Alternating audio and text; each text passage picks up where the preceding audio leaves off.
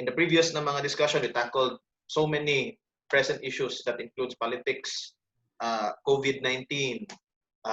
So punta itong ipang discuss last time bags. For tonight, we are gonna be listening or talking about art.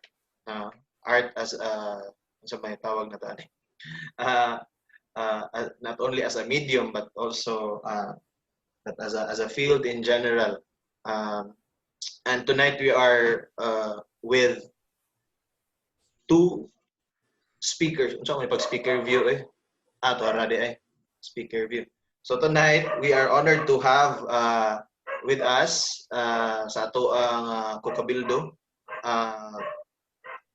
fine arts professors from Cebu-based universities. We have Sir Nomar Miano. Nilakaw man. Si Sir Nomar Miano. Hello, may gabi, Sir Nomar. And we have as well Miss Ivy Apa. Hello, Miss Ivy. Hello, good evening. So si Miss Ivy is from introduce na lang inyo ang mga kaugalingon dai para wala mi nangayo credentials good.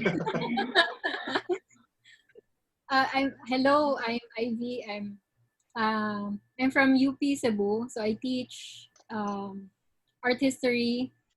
I teach fine arts at the University of the Philippines Cebu, College of Communication, Art and Design. Okay. Si Sir Nomar. Mr. Nomar Miano, I am a practicing artist and a teacher as well. I teach fine arts, but I also taught in philosophy before. So, Philo is undergrad? Nagtudlo ko padali sa philosophy department while teaching SEBS. Sa fine arts po. From sa University of San Carlos. San Carlos. Okay. Also with us tonight, our local artists, musicians, Libya Montes, who is not here yet in the Zoom meeting, si Eric Toban, and of course, Bedtime Television. They will be performing in a while in between the discussions. So, diretso na ta. Sir Nomar and Miss Ivy.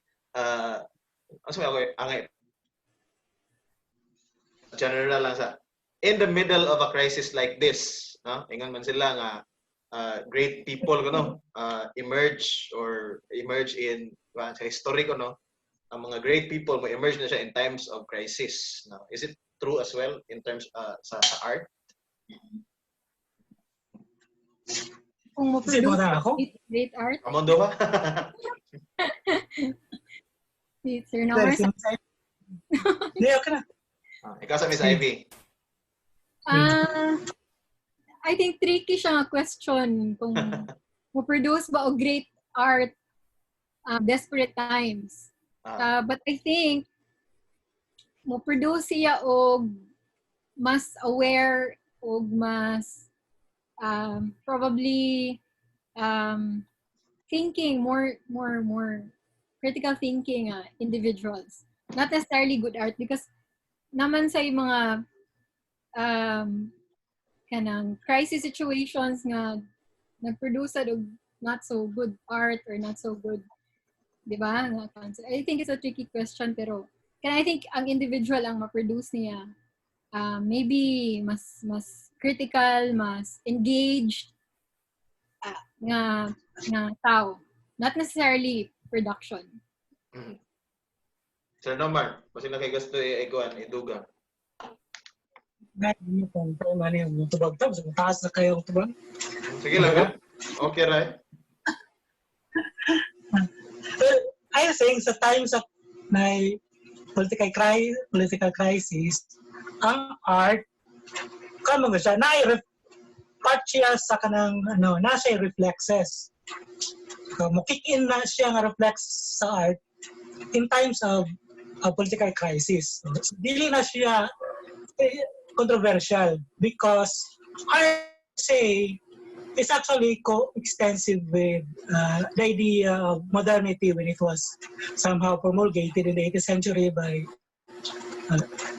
European Western tradition. So na part siya sa art is actually an institution of democracy. So kung na-threat sa democracy, ang art, part sa iyang reflexes to respond. So it's not really a hindi siya controversial. Yeah. Sige pa din. Sige, Miss Ivy. Sige, ikaw go. No, I was leading to the next one. I led with that question precisely because I wanted to perhaps ask you kung unsay tan-aw ninyo aning would you consider this particular situation we have right now as equivalent in sa tawagan ni propensity with the previous na mga historical events that we refer to right now as political crisis. Because what we have right now is a health crisis.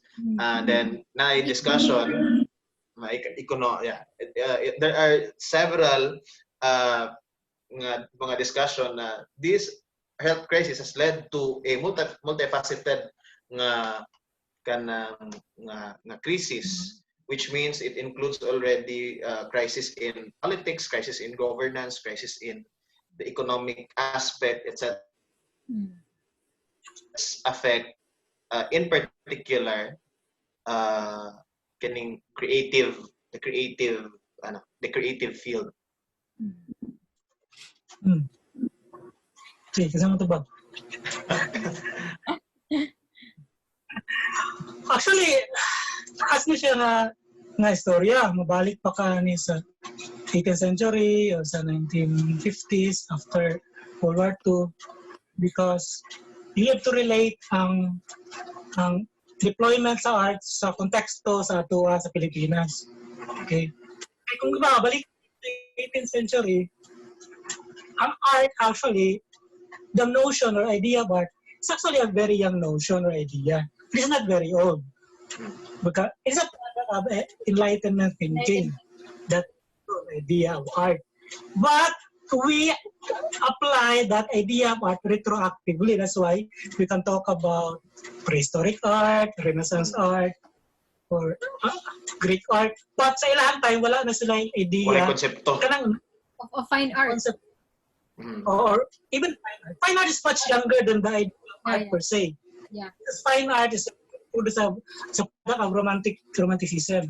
The idea of art as expression or art per se. But prior to that, the concept or notion of art, namugda na siya panahon sa Enlightenment. Co-extensive na siya with modernity, yung promise of progress, promise of emancipation, emancipation from religious dogma or secularism, diba? And also all the promises of democracy like merit-based bureaucratic system, diba? Sa panggobyernuhan, that's why aktivista, we protest against bureaucratic capitalism because these are remnants of the old feudal corruption. Well, not just a promise of democracy. Ang art, kaparte siya, na integral siya sana. Yeah. So ang art is really, embodiment of that promise of democracy. Kung si Kant pa yung istoryaho, ang iyang idea ng democracy, kanang ditawag niya nga kingdom of ends. Yeah. Diba? Or an egalitarian world. So we have many terms for that. Diba? Or socialism or others would call that liberal democratic system.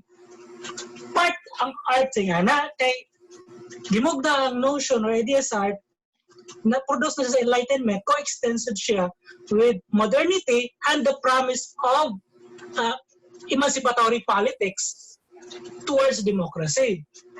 See? Art is, kumbaga, art is an institution of that promise. The promise of democracy na we're trying to fulfill. Di ba? Mo na siya art. So, that's why kung na-threat sa democracy, ang art dun siya na siya reflects to respond. It is not kwan. So, mabalik ka sa question kung saan naman natin relate sa sa Pilipinas, well, ang isa na nga possible na response because art is actually a notion that is dagan siya is a coextensive with liberal democratic system and with the arrival of the modern market-based economy. Kana siya. Naana siya pretensions yapon. Naana siya pretensions.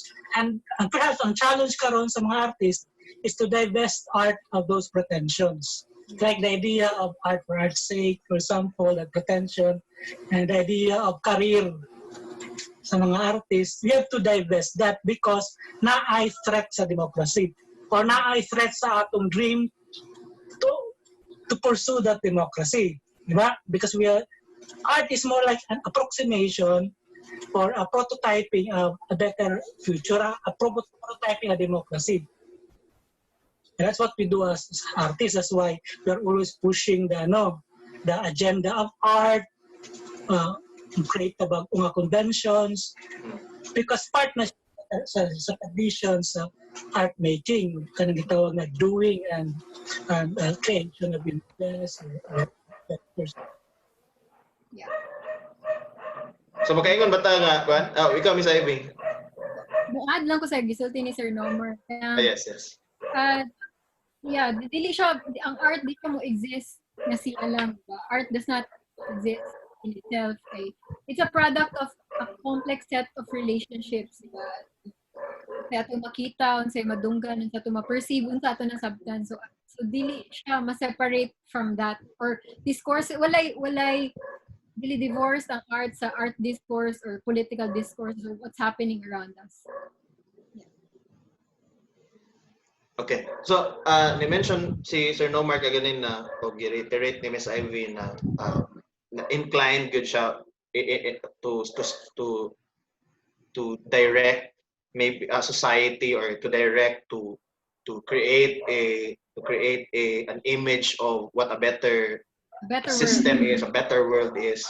No? So, does it mean that it has a particular art is owned by a particular ideology nga mooy nag-craft ana nga better future, or does it mean that each ideology nga naay projection or naay idea of what a better world is has the capacity to generate art, or is there a certain ideology that dominates, monopolizes that power of art? You mean like, shall I say, right? or like in a generic sense kay pwede ta mo ingon na nabatay matawag nga rightist nga art o leftist nga art o so pa tawag na mga in between the political spectrum. Ingon sila ang left dapat ang mag-dream ng a better world, di ba? It's the task of the left to dream of that utopia or better world. I think answer na ni Sir Nomar kaya siya sa left. Like leftist na gano'n. Nuance ang tubaga na. Okay. Yeah. Even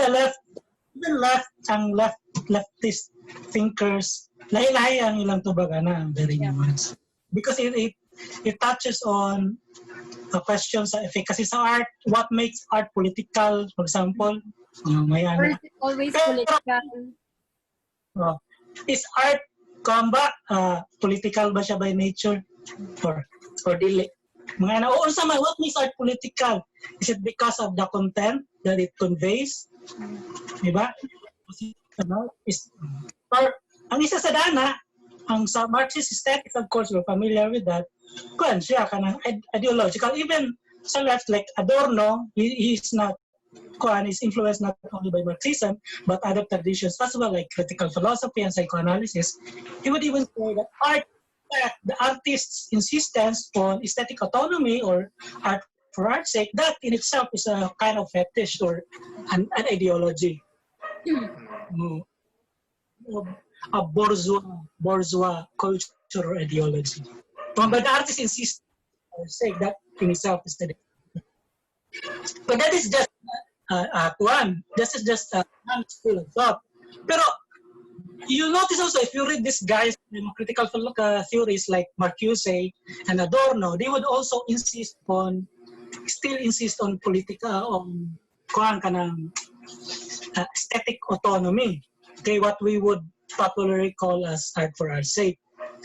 There is actually a best example here nga, tricky kayo. You know, are you familiar with situation, the movement in the 1960s?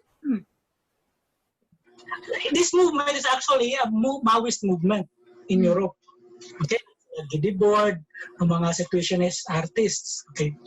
Ang ilang art is actually a critique of a direct critique of capitalism. Okay?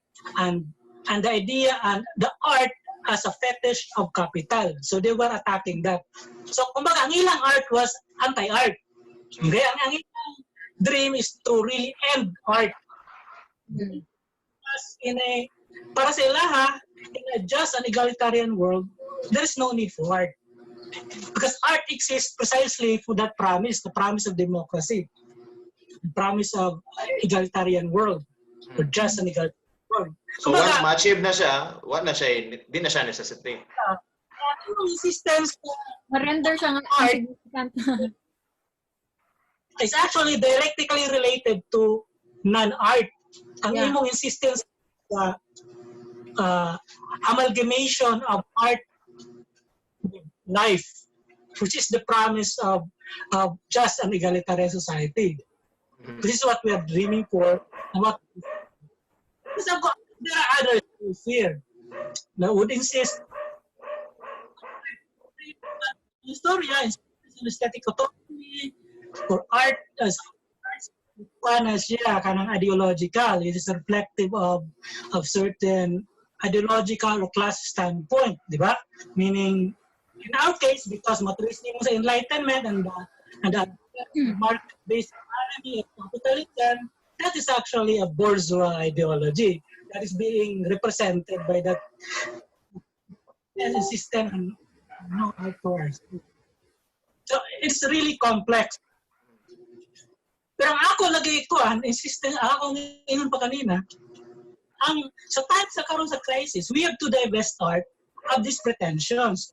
Dili siya responsive ang art if we keep on that.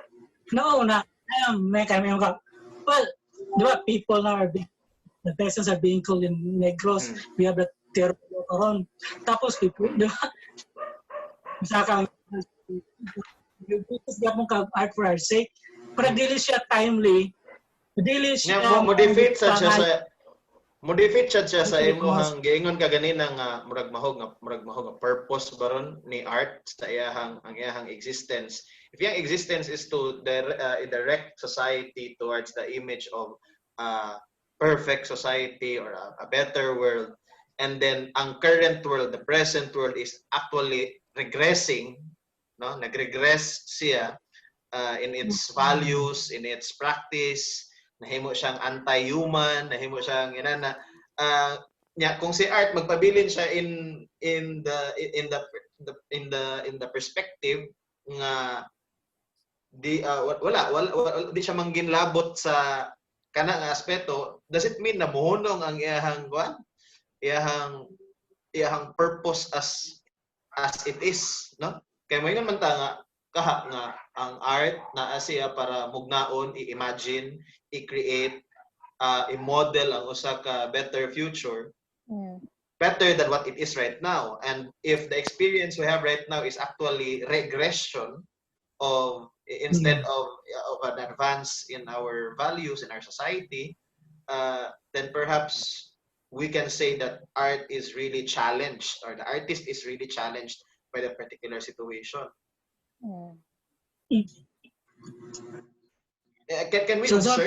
Can we observe anything kanang murag response katong gingon nimo sir ba na mahug nga na reflexes si art in response to so are we seeing that right now in this particular context of our history? Aton lang ingon, under Yeah. Duterte, daghang human rights violations at daghang issues economically, politically speaking, napay health crisis. Given that situation, are we seeing or can we expect something from our community? I think ang other question, a rejoinder sa imong question kay kung ang our artists who are not active in the political space ba, are they essentially supporting the status quo, di ba? No. Di ba? Kung like before naabot sa art, siguro kung ang question sa kay kung ang artist ba nga dili engaged sa politics, what's happening, you know, not active in the political space, are they essentially supporting the status quo? So, kana, tricky sa na siya na question. Kay, tricky siya nga question, kay, dili man, lahi man tag perspective sa unsay nahitabo karon, di ba? So there are artists who are insisting. Sorry? Sige. Simple nga to ba? Nakoy mga kailang artist nga dili mo post sa Facebook ko. Oh yeah. Explicitly political. Yes, because they know that they will. Sir, I think, so sorry. I think pwede ka mag-headphones kaya marag dili ka klaro audio. Putol. Maputol mo wala kay earphones nga naay microphone. Kaya maputol. Sige, okay ra. Padaol na lang.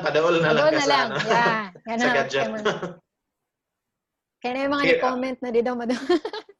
Padayon, Miss Ivy. So kato gisulti ni Sir Nomar na mga friends na maybe mutual, maybe not. So or nato siguro, di ba, na kanang very careful or wary sa ilang i-post online and in fact are distancing themselves from these political issues, di ba? Kasi ako ha? Hanggang days na collectors. Dito mo names at dito mo drop og names. Pero murag kanang conscious sila to say something online or to engage in political whatever kay maybe maka-offend og other peers or friends that are in the other side of the political fence, or maybe collectors nga, you know, also in the other side of the political fence. So ang pauntana kay kung inana ba ang attitude sa artists na dili active sa political space, why engagement, matawag ba na to or makasulti ba ta nga ni contribute sila sa pag-maintain sa status quo? I think kung sa perspective sa left imong viewpoint, I think probably na contribution to perpetuating the status quo kay, di ba, resistance man, space for resistance man ang art. So in a way, if you're being silent and you're not using the space supposed to be a space for resistance and a space to critique structures of power, to critique authority, to critique, diba, the dominant kanang tradition or ideology, then perhaps you're contributing to kanang perpetuating the status quo. So but that's my personal take on it. If you ask rightists, probably they have other take on it as well.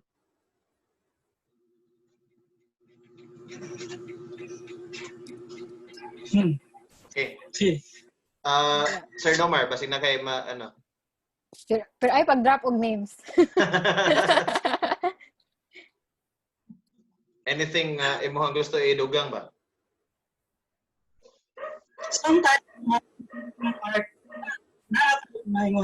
na ang interesting ng art karon are not art. Yeah. Okay. Ang mas effective ng art karon in terms of political efficacy are the artworks that are not art. I have an experience now when I was still an organizer sa mga peasants when I was in Sama. So I was part of this organization. Okay. Sa summer, marami baton na ito tawag nga balik uma, which is actually forcible occupation of mga public landowners. Okay? That in itself, siya transgressive and emancipatory. Diba? But wala siya mga art.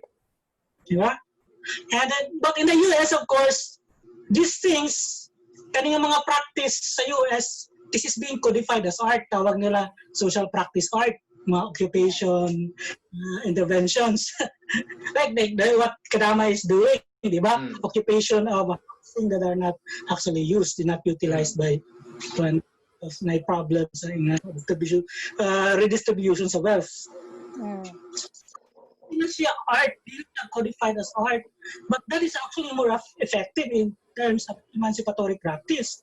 If art is an emancipatory practice, then bigyan ka sa mga practices that you are that what you're doing as an artist is a kind of dereliction of your own duty as an artist now. That is a challenge. Kaya ang ako pagtanaw na karon mas effective na art in terms of political efficacy are not art. I remember before when I was still a student, estudyante ko political science sa UP Tacloban, we used to do mga regular mga OPOD, Operation Pinta, Operation Dikit, di ba? Ang mga basta pamilya. Tapos, but these practices or interventions in urban spaces... Naputol. Okay. Okay na, nakadungo ka? OPOD ba? Operation Pinta, Naputol. Kana mamilit o poster. Wala yung poster, di ba? Graffiti. Graffiti, di ba? Pero sa among tayo, wala siya ma-codify as art. But karon, it is codified as art. Di ba? That's why we have graffiti art, and they're doing this thing. Pero these are interventions in urban spaces, which is important na siya nga feature in contemporary art practice. This is actually marginalized sectors. We're saying, hey, we have the right to be seen and to be heard as well. Diba? Kay karon ang atong spaces are peppered by kanang mga commercial propaganda and state propaganda. So kinsa may na right to be heard and to be seen. So kanang mga marginalized sectors has a right to be heard and to be seen. That's why we do OPOD or graffiti. But pero wala siya as art. Karon of course was codified as art. Ako lang point na there are practices, ang interesting actually karon, ang mas effective na practices are not really art. Kumbaga sometimes we have to be careful so as artists ba, because sometimes ang atong arrogance mula pa usad. Dili na siya actually responsive noon ng artist sa real na panginahanglan sa panahon. That's just what I'm saying. That's why the most interesting art karon are not art, even in Philippine context. Mga sayop sa, I think ma-comment ako sa paday sining ba to sa una na dia graffiti and then and they were asked or delete and then they were cornered because they were forced to defend kung na art to sila, which was a mistake. Dapat you just took it lightly. Naingon lang na sila nga, di man na problema kung art mo siya dili. Doesn't really matter. Pwede naman na. We're protesting. We want to be heard.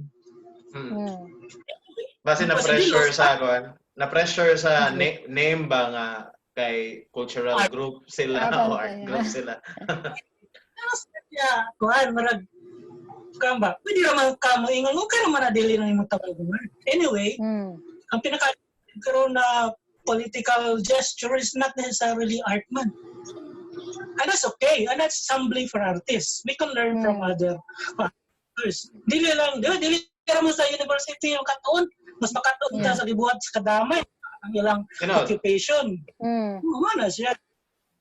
In fact, I can also imo sa siya ma-relate sa kining sa academic bitaw nga approach na kanang pertindaghan studies, pertindaghan ng manggawas na mga research, pero mahog usahay na naay murag tendency alienated from the grassroots.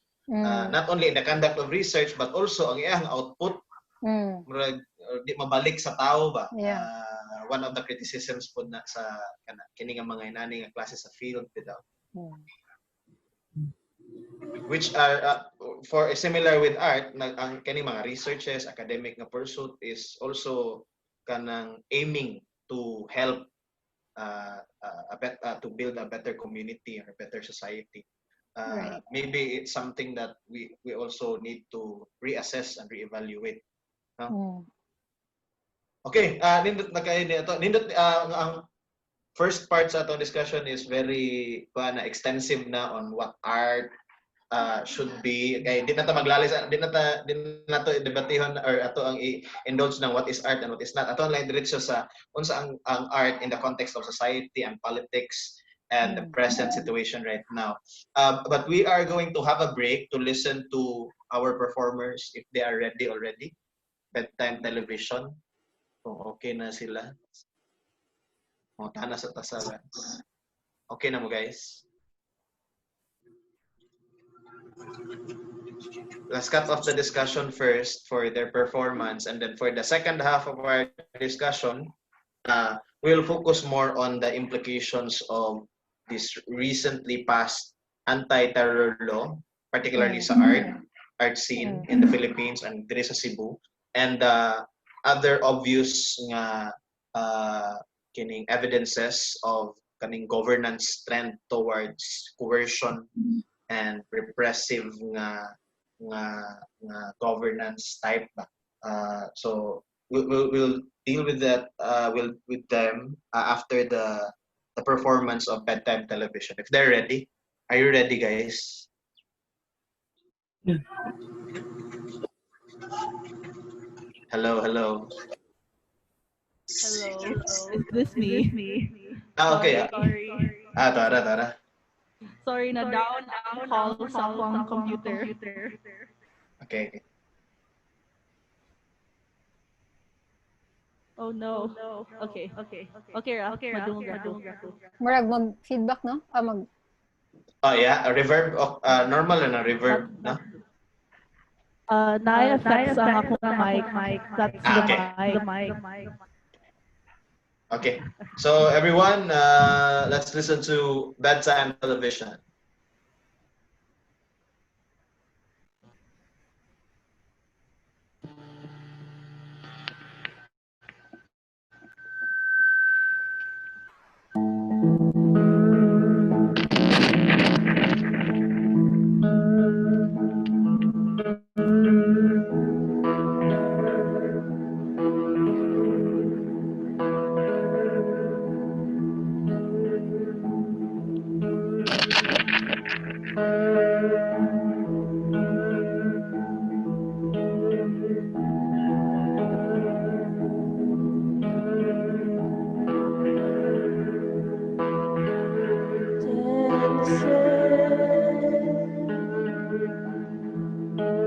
Alone in my room.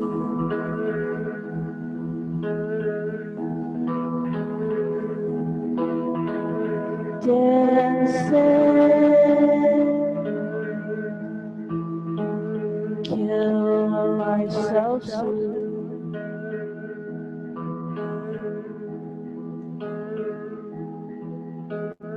Dancing, so I can let die.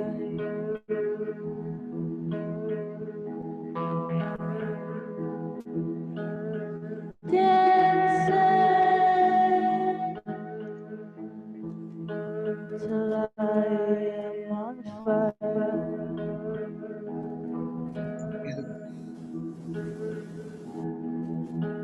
Swimming in my favorite nightgown, I just wanna cry till I drown. I just wanna cry till I drown.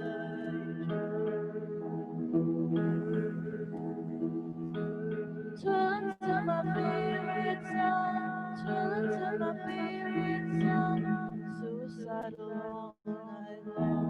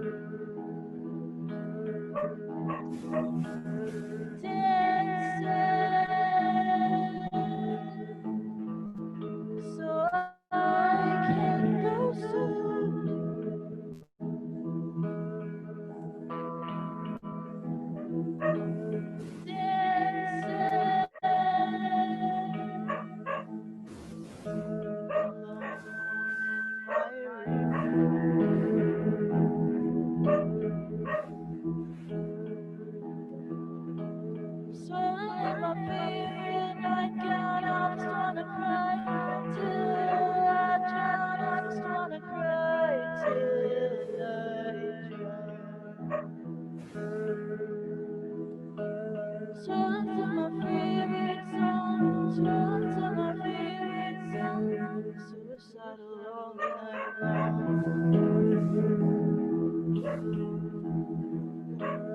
Suicidal all night long. Suicidal all night long. Suicidal all night long.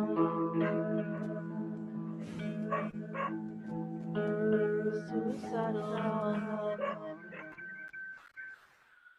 Hi, so I am one third of bedtime television, and this is live. As you can see, there are a lot of technical difficulties with this, so I'm sorry in advance.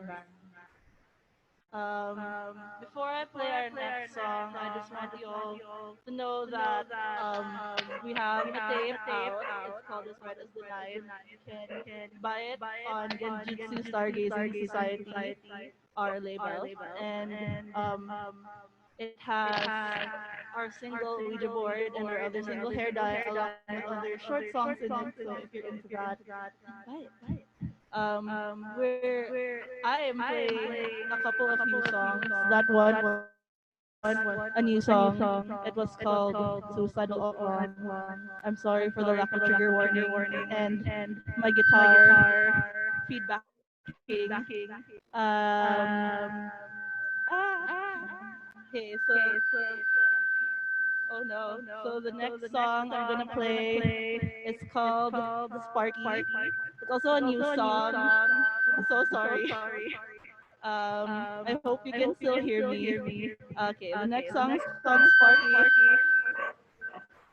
about my dog Sparky. Oh my god, why are you doing this? Okay, so this is Sparky. Oh my god.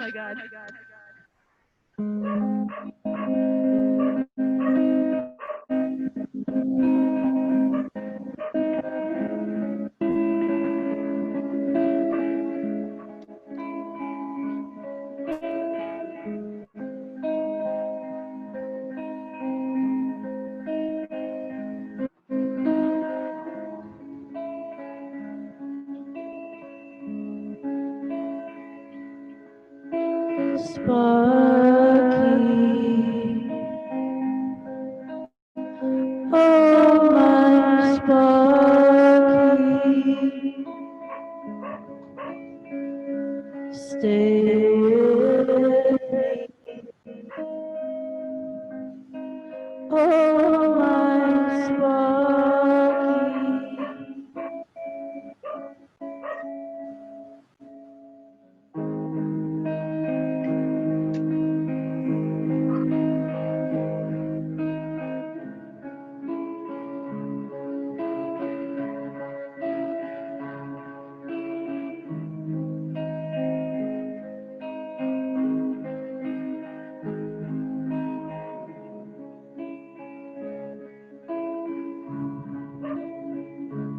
my Sparky,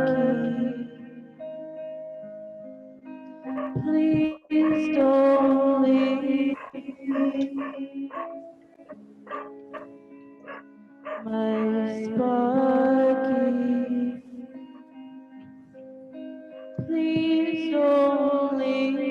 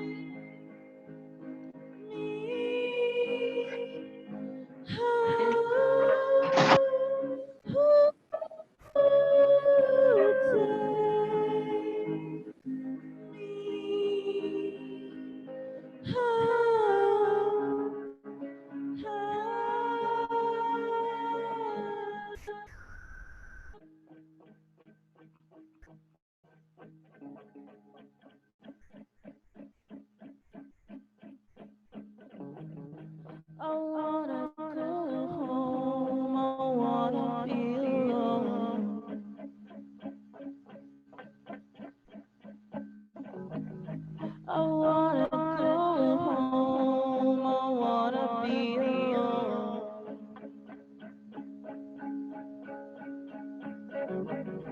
I wanna go home. I wanna be alone.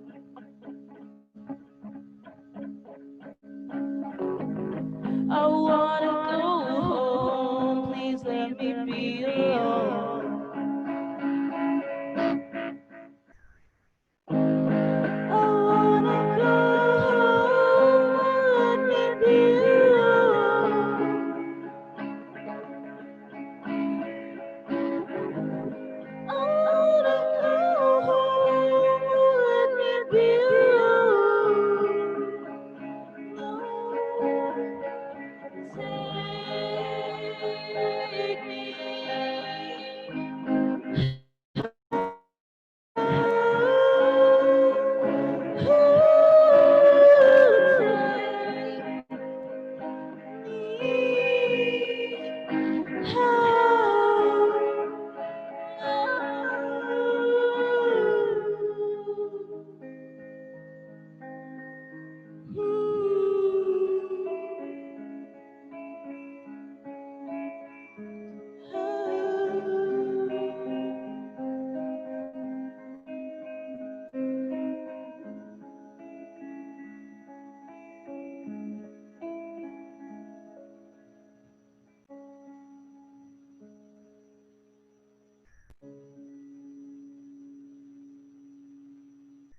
Okay.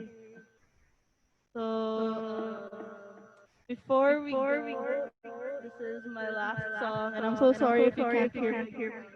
I'll try my best for the last song. So, um, before we go, I want to say thank you to a couple of people. I want to say thank you to Pawn Records, to Counterflow Productions, and John Butters Events for making all of this possible. And to everyone who's watching the live stream right now, hi.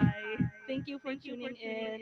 Thank you for being angry at the government, oust Duterte, and please make him hear us, make him hear our voices, and fight for the anti-terror bill movement. Yes, we are angry artists and we need to be heard. So before I go, this is our last song. This is Ouija Board.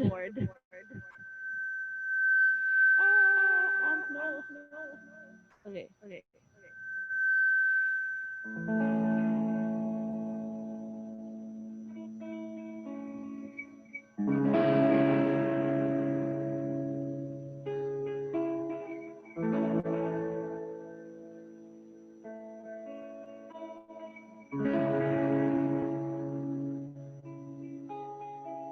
I was in love with a feeling of uneasy.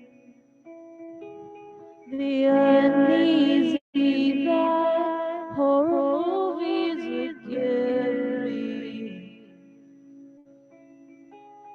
The modern TV is just trying to seem cool.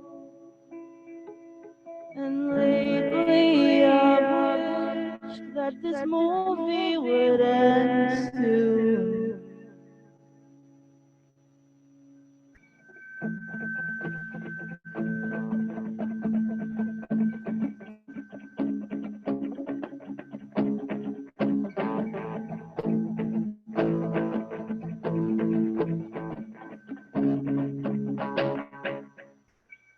Midnight seemed bright with insatiable boredom, waiting for these feelings to fall down. Color me up in this dreary autumn. Eerie auras just don't seem to be calling.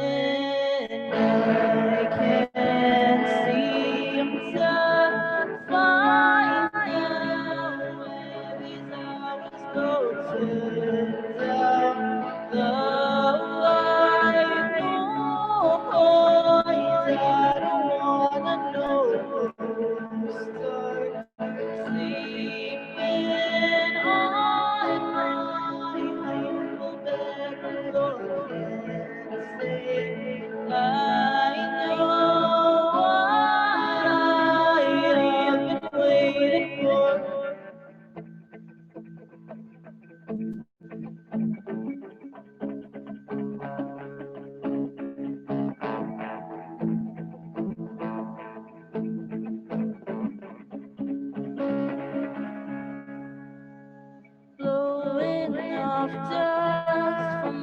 monsters in the attic, and no Ouija board lying lonely in the static. And I tried so hard to get the rush that I used to, cursing the name of your spirit just to see you,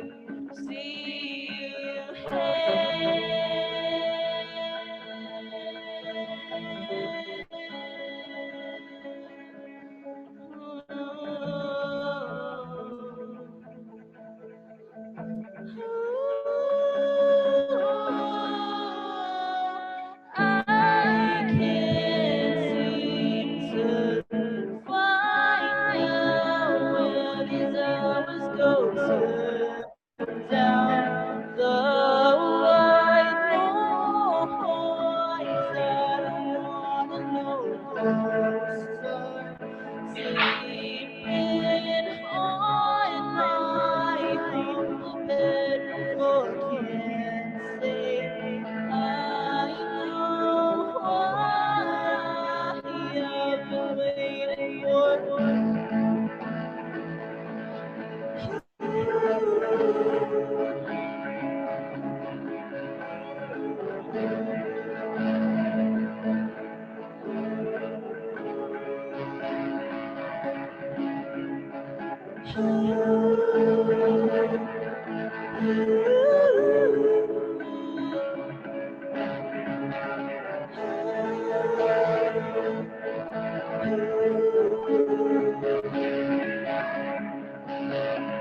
I was in love with a feeling of uneasy.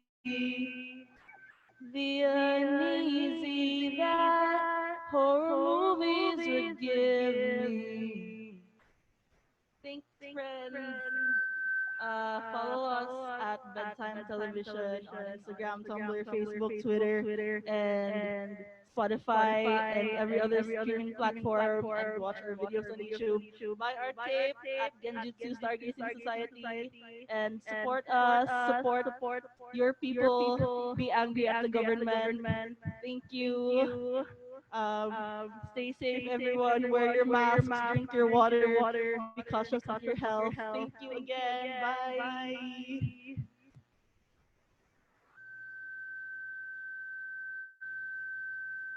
All right. Television. I think they just released their music video siguro to ako nakitaan na na-feature sa Mix ba to? So they're a local band. As mentioned, you can check their Facebook account, social media accounts, and you can search them through various uh, online listening platforms. All right. So asa naman ta? Let's go back to ato ang discussion, no? Kaganina, we left Sir Nomar and Miss Ivy. For those who are just tuning in with us, we're talking about critical art in critical times. So particularly in we've mentioned or we discussed already critical art in the first part of the program. So before na perform ang Bedtime Television, we've already discussed about the role of art in particular in society, politics, and during crisis. No? So it's basically contextualizing art. So we have already a characteristic of art that is agreed to be more or less critical. Critical in the sense that it is geared, you mentioned ni Sir Nomar gaganina, geared towards pagmugna o pag-imagine og mas nindot nga future or kaugmaon alang sa tanan. Now, we'll proceed. The other half of the discussion will focus more on the present issues we face as Filipinos, no? And of course, particular akong gi-mention kaganina, ang kining recent karon nga trend sa panggobyerno or governance that is more directed towards coercion, repression, no? Kung makabantay ta under the administration, its tone is really more punitive than the the previous administrations, in the sense nga in its expression and its communication with the public, it seems that it's an open policy to kill, no? Or to violate any human rights nga nakapatik sa ato ang Batakang Konstitusyon. And we want to expound and elaborate on how this affects the art industry in particular, or the art scene. Unsay mamahimong posibleng lakang, mga steps sa ato ang mga artist. Okay, kuan man ni mura man sa dinig mahog philosophizing art in the context of society. So kana ang pinaka-init karon, pinaka-latest and perhaps pinaka-controversial is ang kining anti-terror law.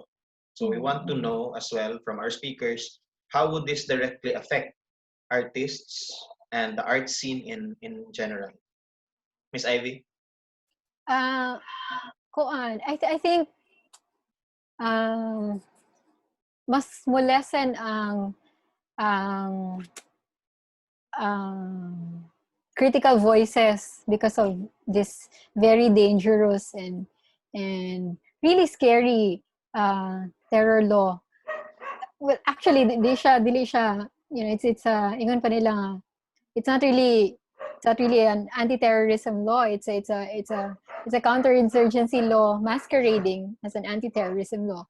So, in the context of art, I think that it poses a threat to artistic expression. Nga naman, kay mahadlok naman ang artist or ang maker to engage in, di ba, politically belligerent art or critical art or art that engages, di ba, sensitive themes or topics. So, mas malesen in spaces.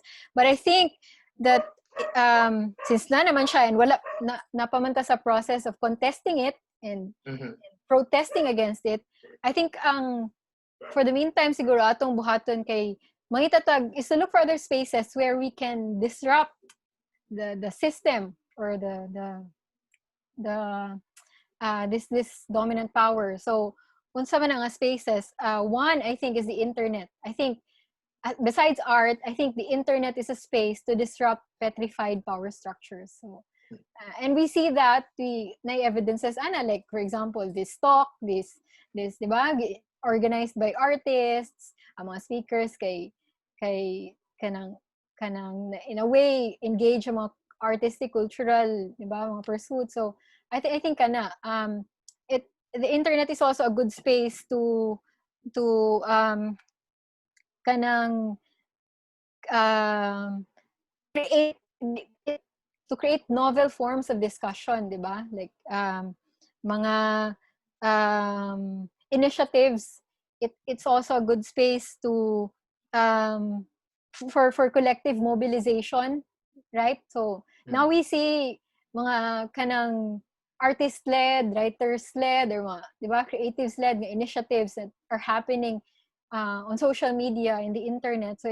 So besides art, I think the internet is a good platform to critique structures of power. It has also, it's not really, it's not the best product of democracy ang internet, but it's one of the tools, di ba, nga naata sa atong disposal, di ba, to participate in governance and to kanang hold those in power accountable, right? So now we see sa ako mga students usually mag-send sila mga memes ba, and I think nadira I think ang kuan nga space karon, di ba, like memes, di ba, mga memes nga critical sa gobyerno. So and that in a way is actually art for me, or maybe non-art but murag nag-present as art. So nindot siya nga space, no? So kana siya, daghang mo criticize sa internet, di ba? Kay kuan daw kanang it's become a space nga diha gi-proliferate ang fake news, misinformation, disinformation, blah blah blah. But naay mga thinkers nga or scholars that defend the importance of the internet. Okay? Because it actually horizontalized communication. Ingon pa sa or democratized, di ba, communication. Ingon pa sa French philosopher si Jacques Rancière, ingon siya nga hey, in defense na siya of the internet. Ingon siya nga the internet has erased the hierarchical model of top to bottom, di ba? Communication or power na ang naray right na musulti is the one in the pulpit or kinsa nasa power, but the internet actually horizontalized or democratized communication. Again, it's not the best product of democracy. It's not the best achievement of democracy, but it gives us many tools, diba, to participate in building the kind of democracy that we are dreaming of, the utopia, sort of utopia that we are dreaming of. Yeah. Okay, kuan siya no, while true that authoritarian regimes utilize the internet to maintain control, power, no? Katong you mentioned sa study by Oxford man siguro to, na most right-wing led ng mga regimes across the world are actually using mga trolls, mga troll farms. So that in the 2016 yes, elections, diba? Na-appeal si Duterte sa kining mga elected officials who utilized troll farms. But on the other hand, the utility of the internet is also it also has positive utility in the experience sa Arab Spring. Yes. And recently kining sa Hong Kong, what if utilized properly by the able movement, no, it has its instrumentality. Kumbaga, but there are also of course mga again challenges to that, especially kung access to the internet, access to other components or other forces that may be utilized to dominate the internet. Ang kining di lang kay ko kuan atong idea sa katong taga Liberal Party man to siya atong sa dakila nga film screening. Was it the martial law, the Imelda Kingmaker? Yeah, the Kingmaker. Di kay ko sold out sa idea niya nga mura og kanang competition o competition of ideas or free competition of ideas in the internet alone, because mura kuan kay siya kanang mawala ang concept of collective na idea of a better future I think ang pinaka best na kuan na is ang kanang katong sa Hong Kong, both creative and very techy nga movement which had substantial gains, but again karon recently na kuan gud sila na suppressed sila fully by the Hong Kong and Chinese government. Also, we have to face the challenges, no? And this is something that not only artists face, but also the rest of the public who wants to, revolutionize or pursue social change.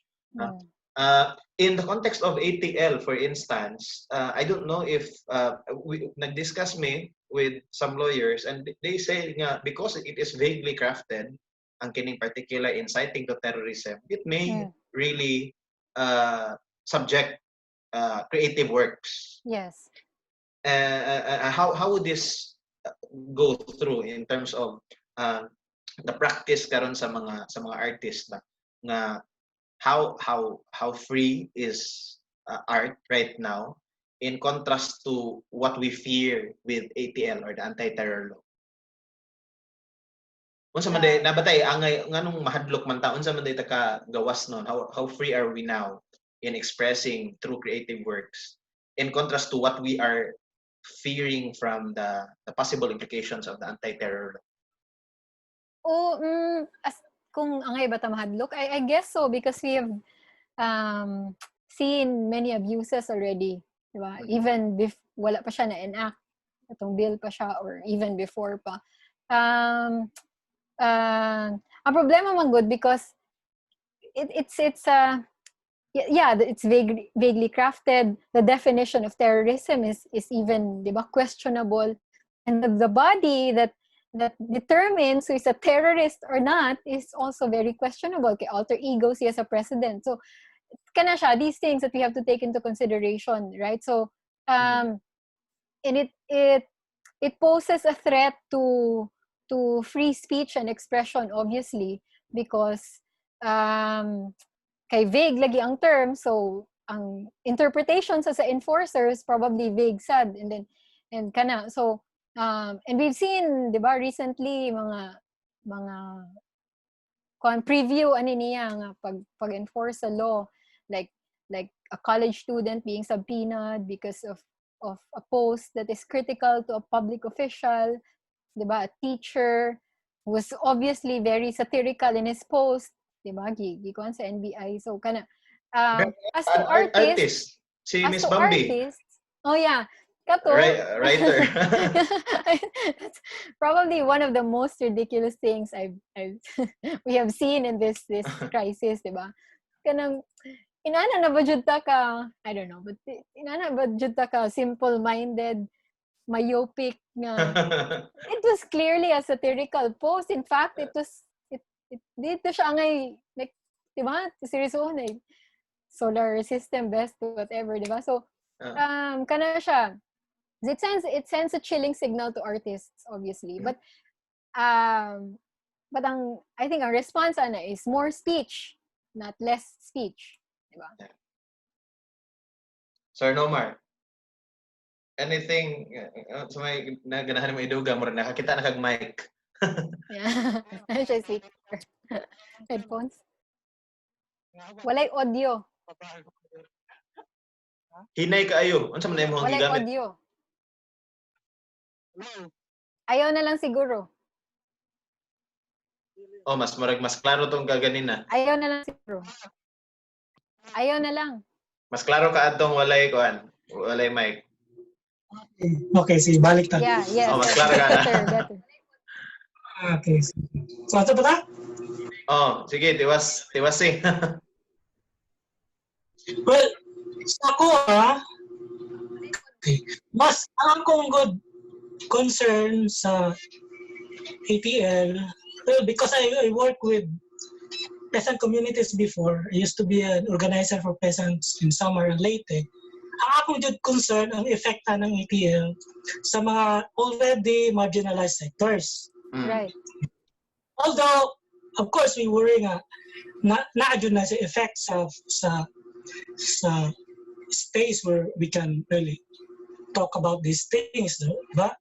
Especially nga, is actually the paradigm of freedom of expression. Diba?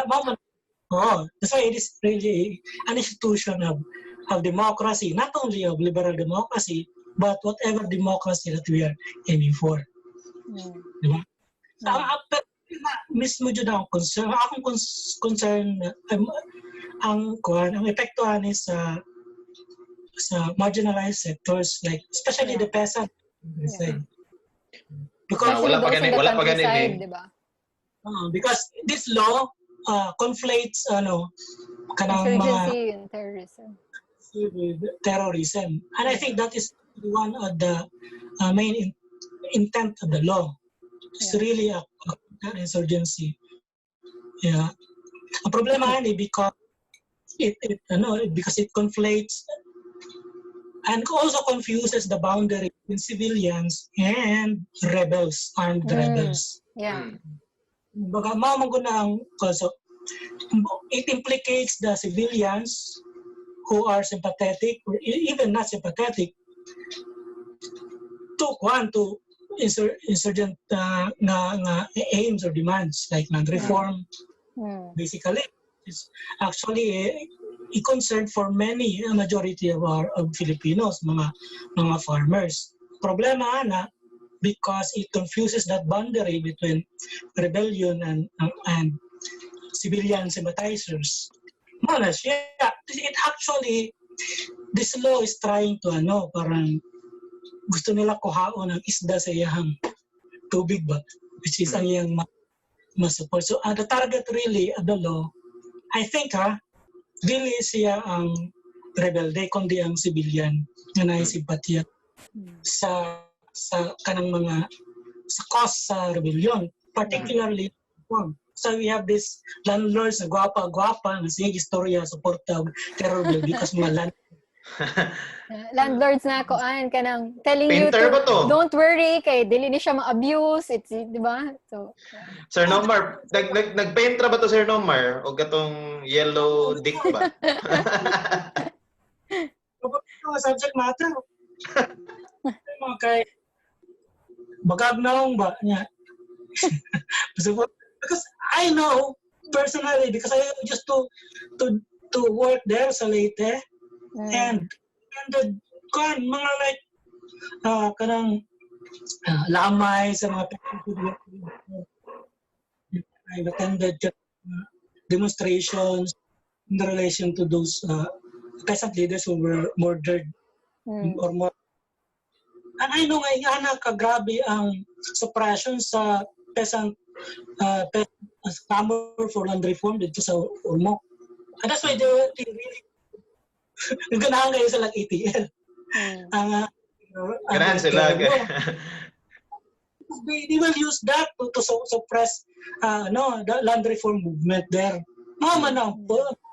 Namatay bago we have a nato siya bago nga statement nga kuan na pod the government must suppress any labor unions from striking. kuan man na siya kanang unsa na it's it reeks of kuan ba privilege ba nga makasulti ka inana because you're the point of view of power, you're in power, in position.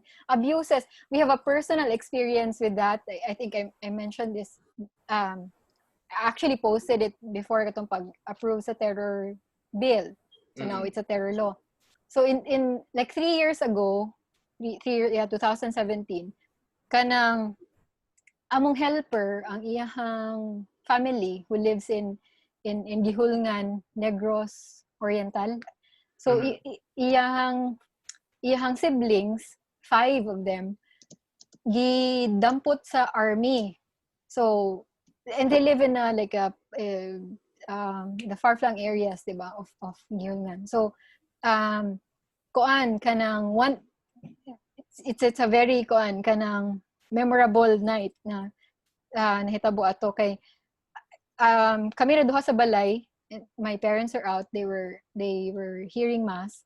Unya hibong na lang ko nga our house help was crying kay iyahang siblings daw gikuha sa barangay captain and men in uniform.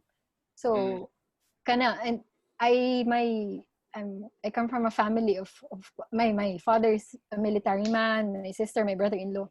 So naratol ko pag first ato when she said it because kami naman duha. So and I didn't know what to do. My sister was in Manila, my brother-in-law was I think out. So wala ko yung makuha. So we just waited. Pag-abot sa akong parents, I told my father about it.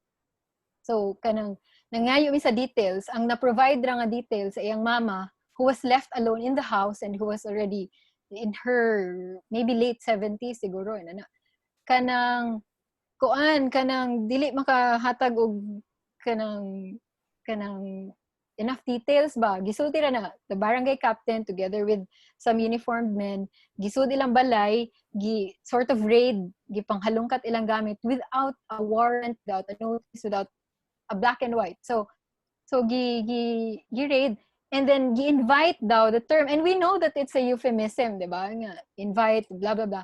So gi-invite daw sa army to go to somewhere kay na orientation or seminar, I think. Wala na details pero in simple terms illegally dampot sila. So kana without kuan. So of course ikaw nga nakadiri sa Cebu, ma-worried ka kay di ka kabaw bukid di ato, di ba? So when my dad learned about it, so he asked my brother-in-law who has kanang contact sa army dito. So gitawagan na mo ang whatever infantry battalion nga na dito sa Negros and gipangutana kung tinuod ba to na nahitabo, kung army ba jud to. ang forces nga ni adto sa ilang balay. So gi-confirm nga yes na sila dito sa wala gi-detain but gi-invite, gipakaon daw and etc. But actually ang nahitabo is gidudahan sila nga they were members of the communist movement. They were NPA or sympathizers. So kana and that's a gross violation of human rights kay dili man pwede na buhaton basta-basta lang sa mga sa atong institutions, di ba?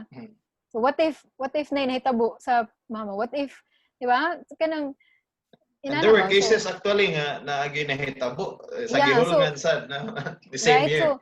So ang question is, what if wala mi, so then my father said nga ipa-release mo yan kasi hindi yan sympathizers, hindi yan NPA. Wala gani mo proof nga. Di ba? I mean, sana ba? So but layo man kay sila gi-detainan or gidadan. So like mga a day or two after pa sila na uli sa ilang balay. So kana siya, it's very dangerous. What if wala mi connection? What if wala dili mi military family? What if dili the circumstances are different, 'di ba? So unsa nga man nato so it's really dangerous. So that pronouncement nga kanang there's nothing to fear because it's not na yung mga in place dira nga protocol or kuan nga dili siya ma-abuse. That's BS, that's plain bullshit, di ba? Kay kabang manggud ta nga grabe ang abuses, daghan og mga excesses. And we have to take a stand against it because it has to be stopped. And I agree with the statement of Sir Nomar kaganina na it tends to focus on the civilians to try to remove the kanang water, no? Kuhaon ng tubig, sakto ba? Para di makalangoy ang isda. So this is basically the template counterinsurgency program by the US military, which we have been following, or the Philippine government has been following ever since. The idea of winning the hearts of the people, or just basically isolating the civilians from the insurgents so as to remove support, material, logistic, or moral. And it is evident already na mo na ang ginakandak. Ang pait ani with ATL is that it's publicly pronounced. It's legal. Sa una, ginabuhat na nila but it's illegal. No, illegal pero gibuhat nila, so tinago ng operations. But with an ATL, what just happened sa katong gi-mention ni Miss Ivy, because if NPA is to be designated as a terrorist organization, suspicion that you are a sympathizer or a member of such organization would not require any warrant of arrest for you to be arrested already. On mere suspicion, di ba? On mere only suspicion. by mere suspicion. And that's very alarming already. So kana palang daang sympathy or kanang support. Those are terms that needs kanang vague in the sense nga perting daghana og pwedeng mahimong actions nga i-interpret as such, no? Nga unsaon man nga sympathizer ka. For example, maingon ko na nagbasa ko ni Marx, ni Engels, ni Juan. Maingon ko na nituo ko nag-study kag liberation theology. Mo ba na allergic sila ana, di ba? Liberation theology. Allergic sila ana kay mo na hinungdan nga ni kusog ang insurgency pag martial law. pero the fact that maingon ka, for instance nga, ako nindot ni nga idea, para nako nindot ni nga idea. Does it mean that you are in fact communist, so sympathizer, member? So that muna pasabot na to nga vague. Si Richard Gomez o si Lucy Torres, kasi mag-ingon na, dili ko na vague. Niya mga tanong sa taog details sa mga supporters nila, di man sa maglisod sa sa ato lang anta nga aside from the very vague concept in itself, because ang kini manggong iyahang original pod na balaod katong Human Security Act is already highly contested.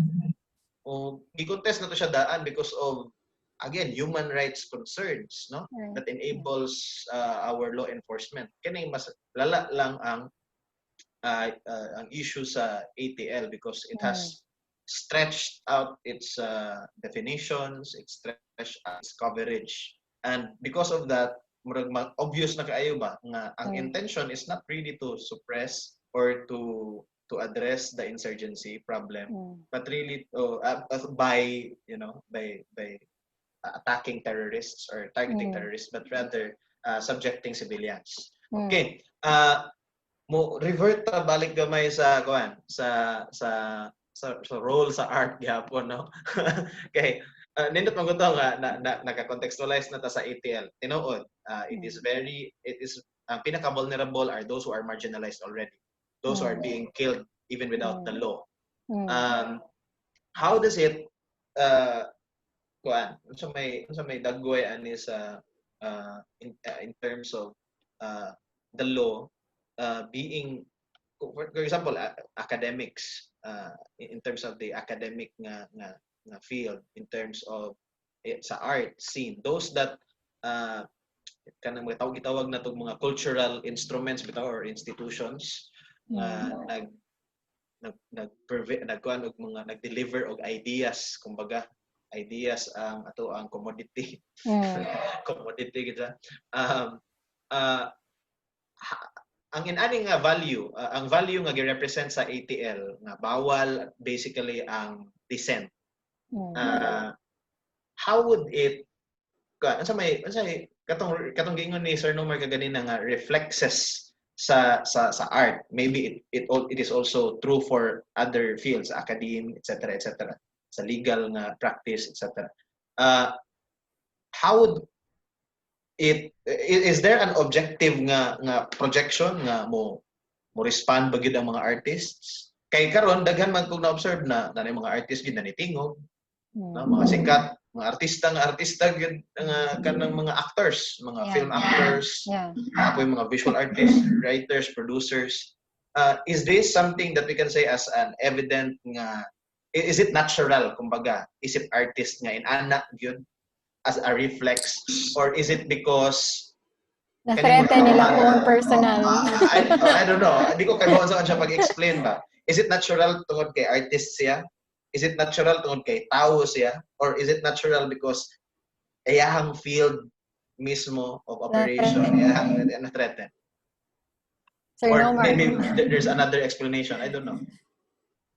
I think ang notion or idea sa art, ingon pa ako kanina siya, co-extensive siya with the promise of modernity, the promise of progress. It is actually an institution of democracy, and it is a deployment. On art we are deploying, we're trying to prototype a better world. So dili na siya. So art, pero you have to qualify sa dang art kung unsam sa kung balikan nato sa kwan mag-philosophical tagamaya, balik ta sa 18th century when the idea of art was somehow kind of promulgated by these European philosophers, di ba? Dagan na sila kumbaga diyan ang sugod ang idea sa art. Ang isa siguro nga best na articulation or na pag-theorize sa art na hangtod karon namana nato gikan siya sa kang Immanuel Kant in his critique of judgment. Okay, there in that book he differentiates between and maato ta sa pag-contextualize sa karon sa unsay art karon na unsay engagement dapat sa art, unsay yung political efficacy. Pero ato sa ibalik siguro sa 18th century because sa 18th century di man namugna ang idea or concept sa art. Prior to 18th century wala may concept sa art. Okay? Although we are applying the notion of concept of art retroactively, that's why we can talk about prehistoric art or Renaissance art. But that notion or idea of art, that is an 18th century European construction, which means that it is actually a dated concept. Pwede niyo siya malocate in time and space. Naitabo siya kanang panahon, namugna siya kanang panahon. Di ba? So, mabalik tayo na time.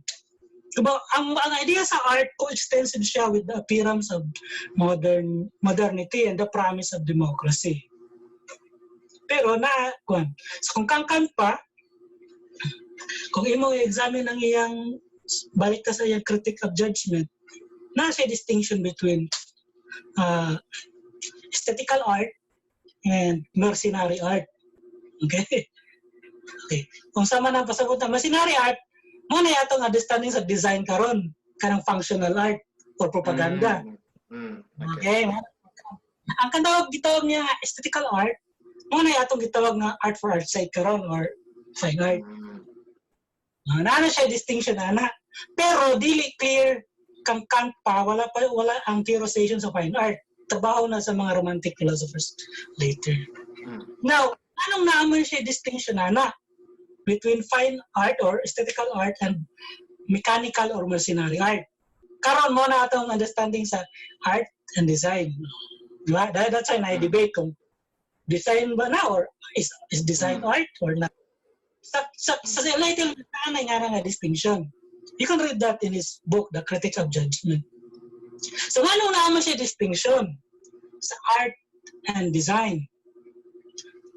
Because it has something to do with political efficacy and moral judgment na iya gi-establish sa yung second critique, the critique of practical reason. Meaning, critique, pagsusi siya sa practical nga deployment sa pagrason. Like for example, nga nung naman ta karon nag-istorya, sa may rason ani. Kasi practical nga reason nga nung kinahanglan man ta mosupak sa anti-terror law or the terror law. Ano naman, so practical reason na. Or the other, actually, practical meaning ang moral na siya. Okay, kaya nga naman, para kang Kant, yun siya, diba, kung balikan natin iyang categorical imperative, if you allow me to provide a caricature of his categorical imperative, this is that, diba, the moral law is actually coextensive with freedom. The idea of, because for Kant, we can never impute moral value to our actions and judgments if we do not presuppose first that we are free. Without that presupposition that we are free, we cannot impute moral value to judgments and actions. Ngayon, dili ka kaingon nga, mali ang murder, mali ang rape, kung you don't presuppose first that katong tao nga nagbuhat ng action, free siya. Kumbaga, gibuhat to niya out of his own personal volition. Because otherwise, kung robot to siya, na algorithm sa iyang program dira, so nang rape ang robot, so dili ito niya sa robot naman siya. She was doing it mechanically, algorithmically. So freedom is important for Kant. And this is precisely his idea of enlightenment is connected to the concept or idea of freedom. And later to art, I will connect them. Ngayon siya nga, unsa man ang enlightenment is actually a kind of is maturity. Ngayon siya sa iyang libro, a short book, what is enlightenment. Maturity meaning sa form of, kung kabila ka mag-self-legislate, meaning dili na naka-blindly, you're not just following blindly the authorities. You're able to question actually authority. You're able to self-legislate. And the other term for self-legislation is, of course, freedom.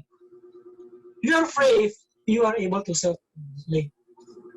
Now, art as a kind of freedom, that's why ang definition ni Immanuel Kant sa art is play. Okay, because it's a paradigm of freedom. It is an expression, it is a practice of the very notion or idea that enables us to impute moral value to our actions and political value to our actions as well. Freedom man siya. Whereas kung mercenary art, mechanical art or design art, applied art, there are other dimensions there that are taken into consideration, like kung sa'y sugo, sa'y mong amo, di ba? Kung sa'y bayan, sa dealership. Nga nga distinction sa Kant. That's why na-insistence at that time about freedom. Now, sa context sa Pilipinas, Since it's quite kanang nuance nga promise sa art as an embodiment of kanang freedom, like that's what we call it, freedom of expression. Because it seems that freedom is not presupposed in the context of third world space. Because, di ba, kung sa mga mga national democratic na diskurso, we are a neo-colonial state. So our freedom is circumscribed by our kanang relationship nato with foreign imperial powers. So it seems that freedom, because this is the tension now, the idea of fine art as a fetish of liberal democracy and the idea of art as emancipatory politics. There is a tension between them. That's not the same. Okay, dili na siya pareho. Idea of fine art as an institution of liberal democracy and the idea of fine art as emancipatory practice. Lahi na siya. Okay? Because talk about terror law, sometimes makonfine ka sa ingana. Negative negative idea of freedom, that they're suppressing our freedom of expression, but there is more, there is another dimension there when we talk about freedom. Ang question man sa ato, ang context of third world space, di man ingana na negative idea of freedom, but how to produce more freedom. Like for example, how to create a more inclusive society. How would the peasants that were marginalized, kung saan sila pag-include sa democratic system. More challenge. So this is where the idea of fine art becomes problematic. Okay? Kaya ang presupposition ni Immanuel Kant that the art is really an epitome, an exemplification of human freedom, that here in the Philippines. Because our people the marginalized sectors, the urban poor, the peasant sector, they don't have that freedom. Ang role sa artist is to expand domain art, expand ang domain for inclusion. So meaning, we have to reflect on our form, the kind of art practices that we do. So, di masunod ang question nila nga, as actor ba na, mag-painting ka? Or maybe there are other forms that are more effective that can actually encourage and enable the agency of the marginalized. Kung sa mga klaseng of practice ang pwede enable sa agency, or meaning freedom, agency sa marginalized like peasant sector, urban poor, unsa man ang klaseng of practice. So kani mo diri mo sud ang importansya sa art karon dili lang ni pangutana ko ang task karon sa artist is to reflect on his very practice sa iyang practice. Kumbaga kanang atong practice mo ba na siya sa more egalitarian society, more inclusive society? Maka-enable ba siya maka-empower o enable ba siya marginalized sector? O dili?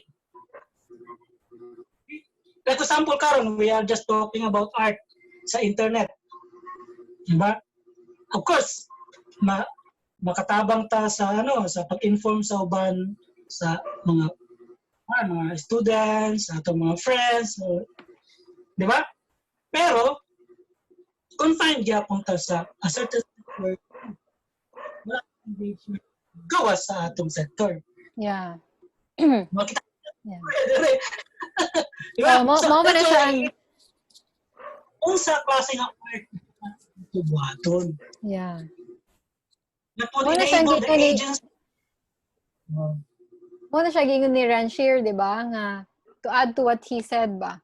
Nga, maklaro ba? Yes.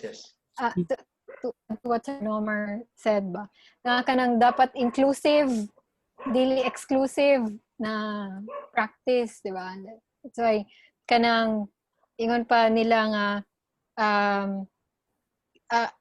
dapat magreflekta kung ang atong gibuhat naka-include ba sa nasa mga peripheries, sa margins, right? For instance, the public forums or fora or public debate such as this, diba? Kinsa man ang appeal, kinsa man ang dili, kinsa man ang naa, kinsa man ang wala. So, I think kana siya mas dapat na i-reflect sa artist nga kinsa ang accessibility to what she is doing, to what he is doing, to what she is producing. Diba nga? Dili lang sa atong own enclaves or sa atong own circle. Yeah. Yeah, nito sa tong idea bitaw na when I go back to the question I asked na nganong mulihok man ang artist, no? And it seems like maybe not for all, but some of ang kining character sa art, as mentioned ni Sir Nomar and ni Miss Ivy kaganina, na medyo naa siya tendency to become exclusive. Na siya tendency to become exclusive, and that exclusivity is, and when that exclusivity is threatened, naa siya tendency mo away. Yeah. And maybe this is true for some artists nga karon na threaten na exclusivity with anti-terror law. But nindot ang gimension ni Sir Nomar na it's not just negative freedom that we are trying to fight, because negative freedom is only exclusive to the art circle or to the to the people in their ivory towers, the academics, the lawyers, the well-off, the privileged.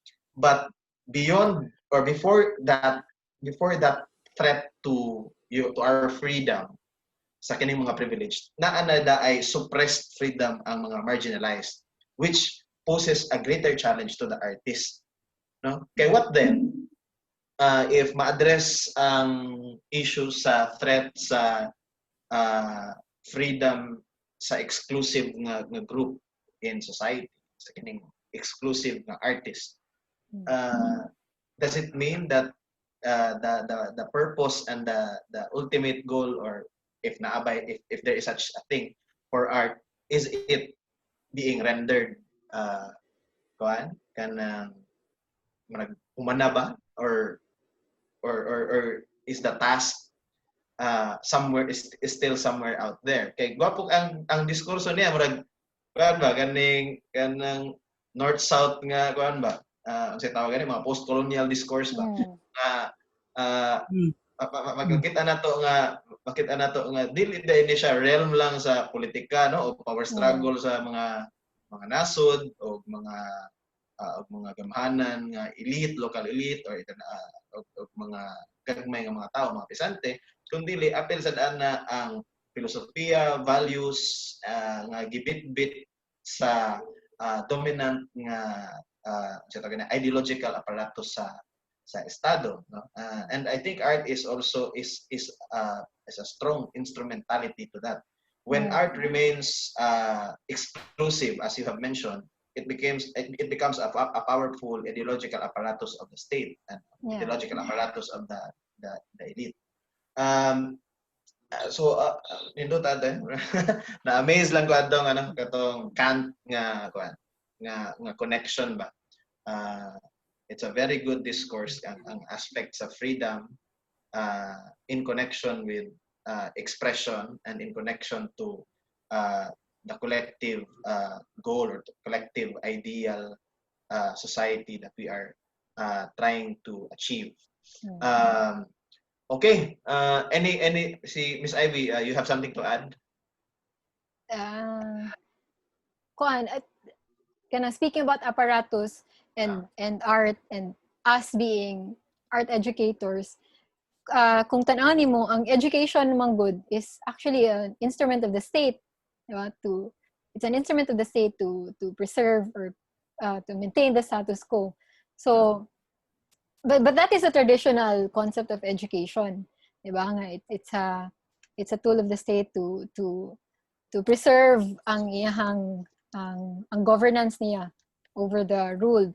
Pero kung but some kanang thinkers would argue nga pwede na nato i-negotiate na ang education can be, ingon pa sa educator nga si Paulo Freire, ingon siya nga education can be and should be a practice of freedom. It should be a space where we can exercise freedoms. And I think it rings true sa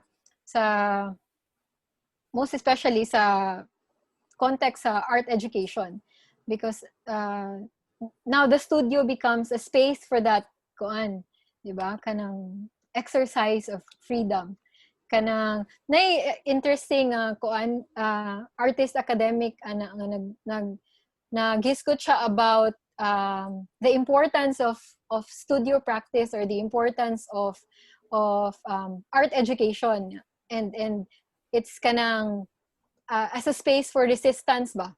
So ingon siya, and I just find it here. Ingon si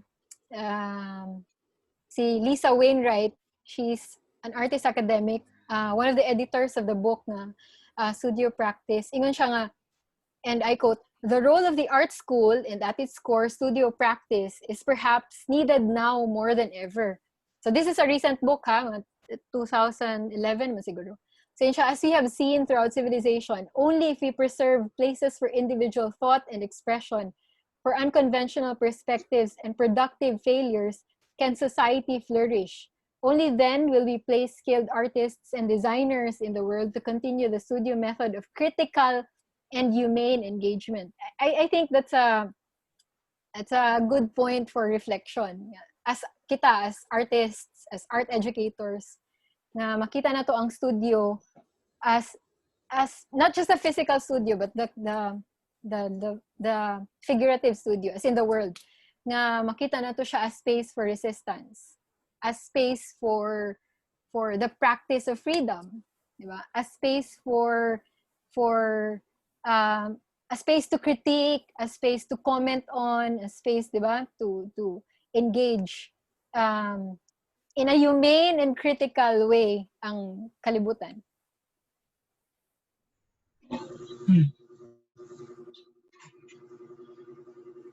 Lana? Yeah. Hello? Yes. Just siguro to rejoin there. Okay. Ang karon siguro mao man gud ang established nga valuation sa art. Para tayo epitome of like simplification of freedom of expression. That's why it has its own reflexes. But then again, in the Philippine context, freedom is actually not available to many. And that is the problem here in Santua. So freedom is not, kung yung pa si Marquez sa yung libro, sa yung critique sa Marquez aesthetics, niyo siya like, the revolution is the a priori of art. It's actually borrowing from Kant. Meaning, this clamor, struggle for change, this is the reason, the rationale why we do art. Okay?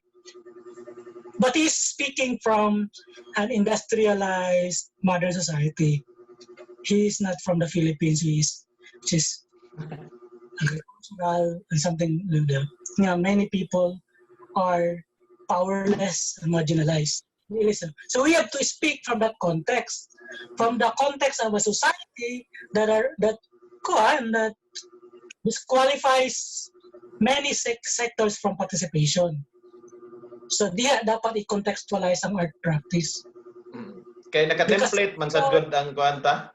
Kanang ang ato ang concept ba of freedom is a template of the Western, the template of freedom, intrinsic, unsa tawag na, inalienable, inviolable, unsa na mga dili siya mawagtang nimo. But in reality, kining mga third world countries at third world developing states, essentially pobre nga mga nasod sa manato.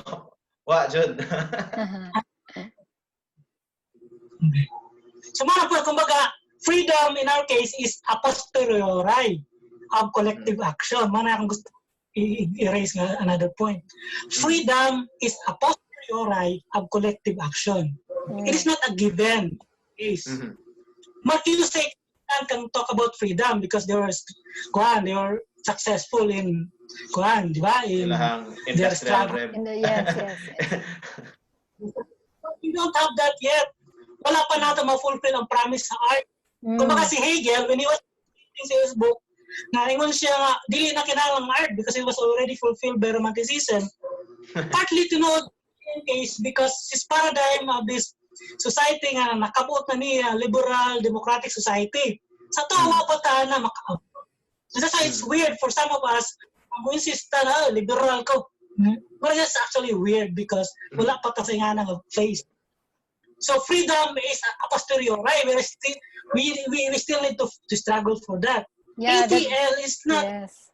It's just an iteration of the structure of a certain structure that disqualifies many of our people from participation. It is just a recent iteration. Diba? Kumbaga, pag-grabe lang niya mga laws that disqualifies sectors from our society. It's just a recent iteration. So Yeah, freedom, going back, we need to struggle for. Going back sa kining idea na liberal democracy as the pinak end goal kumbaga kung ni Fukuyama pa end of history nga di na perfect kung ano ang pinaka level na achieve ni sa mga western states, and yet western civilizations right now ang kining liberal democracy is being challenged, not irrationally on many cases kaya nag-challenge niya nga dili gikan sa right wing, but ang nahimong successful kini mga right wing populist nahimong successful in challenging the failures of liberal democracy. We are copying it as a template as of course a neo-colonial state society, anya kahuman atong gikopya siya as an end goal, and yet na-achieve na sa Western societies pero kanang problematic paghihapon sila. So maybe there's we need to rethink the end society template that we are following as well from the Western civilization. Balik ka sa century, sa democracy itself, an art which is na party ang art always sa nga nga promise. Unsa man na siya nga democracy? Is it representational democracy or is it deliberative? Workplace? Na siya nga question nga buhay pa siya, we're still grappling with ang karon. Ang art is of course is always a party. Participants sa nga pag nga diskurso o engagement, dili niya alien.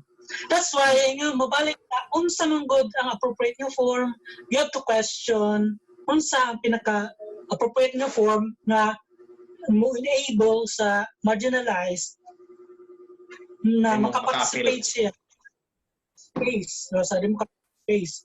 Kasi karon ang democratic space constricted. Ang problema man if magreklamo tag ETL pero ang ato reklamo confined diya po sa atong sectoral nga entitlements. Yes, true. Kana nara sa social media, di ba? Yeah, actually. That's why when people nakoy gamayng issue ana kanang murag confined ta sa social media is a middle class phenomenon. Dili man ni siya na access ang tanan. That's why I find it very odd kanang when we were, I think, April, May, we were peaking na sa cases sa COVID sa Pilipinas ba? When people said, gahian ninyong ulo, uy, kanang stay at home, blah, blah, blah. Like, I was wondering, kinsa may lang kastorya, ani? Wala may access, ani, ang katong mga ilang gipasabot, I think, nga katong mga like, gada pasaway, daghig ulo, dadili magmas, nga magsiglakaw-lakaw, kana ba? It's a middle class phenomenon, and I don't think kanang ang target silang post are the fellow middle class, di ba? So kana in a way kuan siya murag kana nag-set up kag kuan ba your in the confines of your privilege or yun ana. Okay. Daghang salamat. Taas-taas kita to ang discussion. Abot kita hapit na 9 p.m.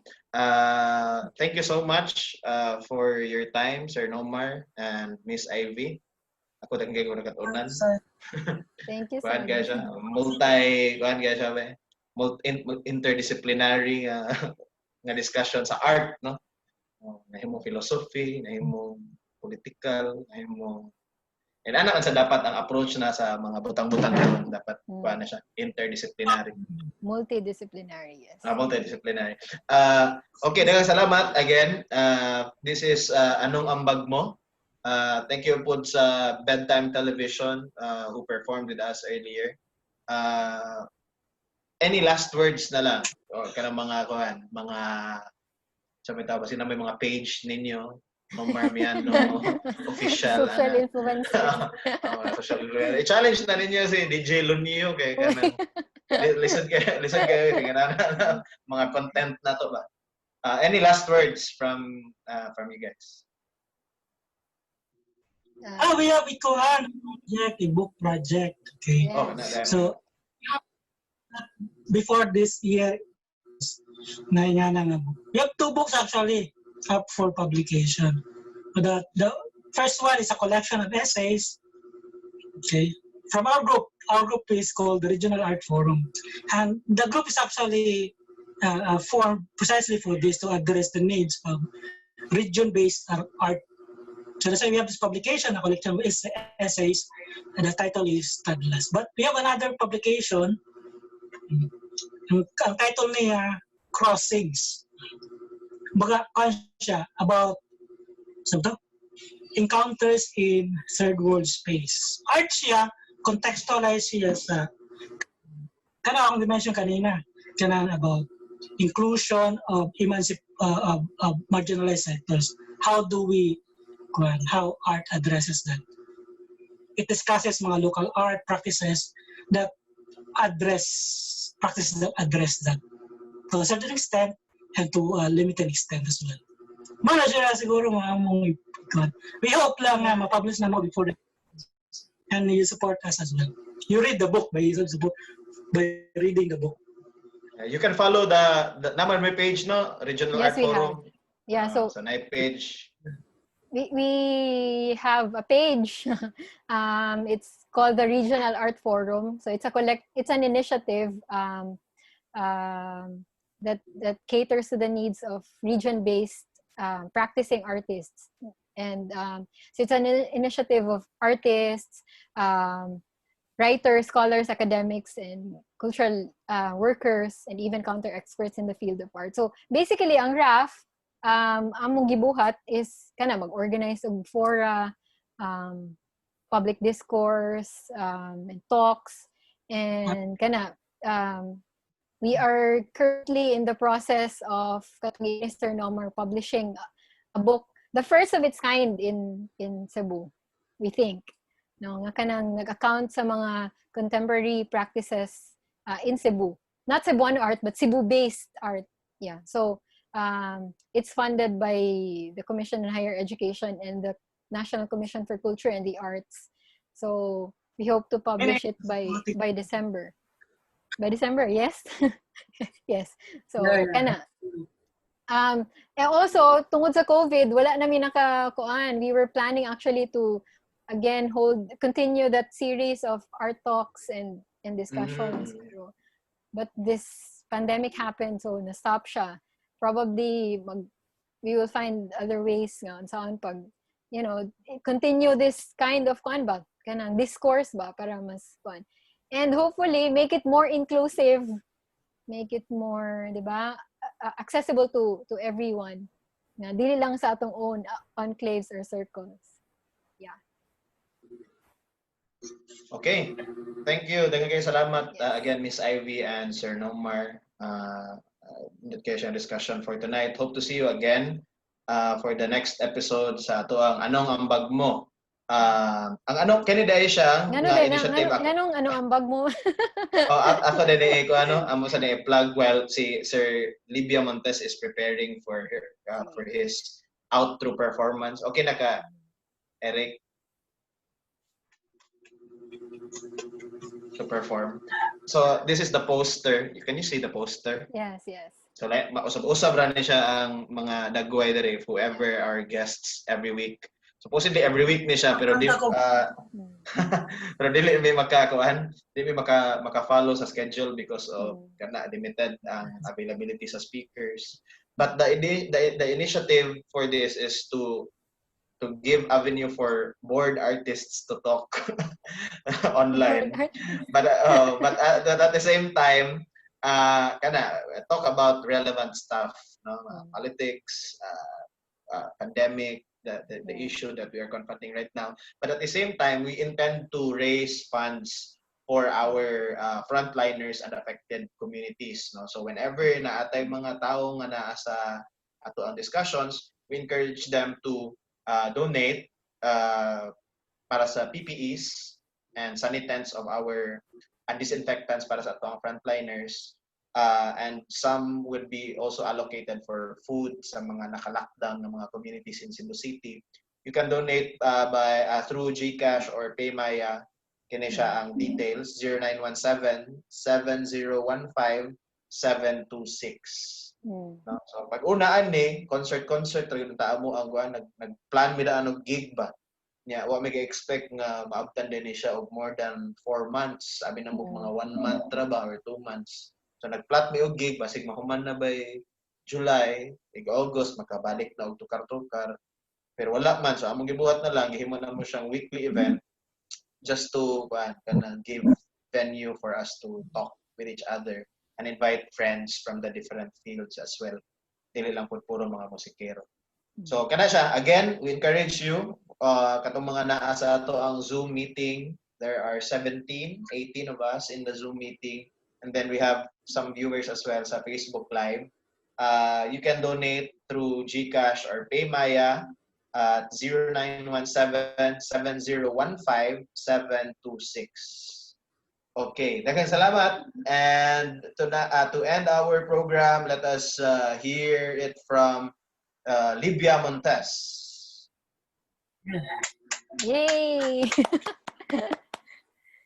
Will say kinakailangan natin sayawan ang COVID-19, especially sa Pilipino, when you have to live with something. Some will say kinakailangan natin sayawan ang COVID-19, especially sa Pilipino.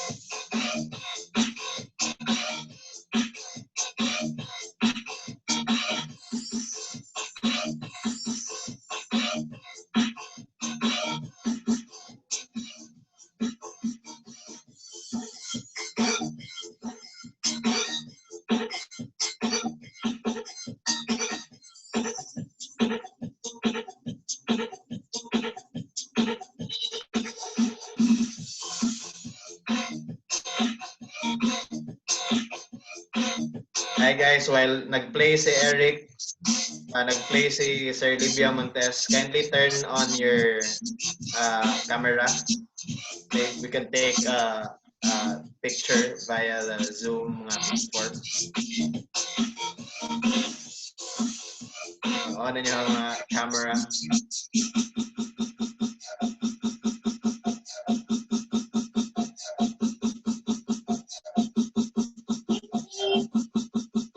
Say cheese. Mga to. Asa mo na yung umban?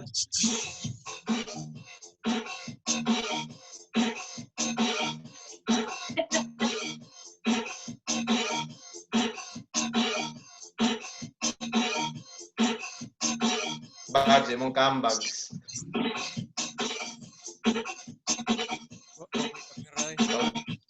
Wala kayo camera? Wala.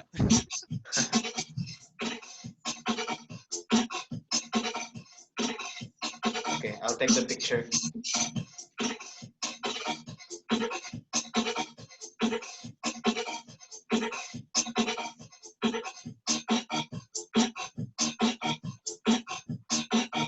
All right.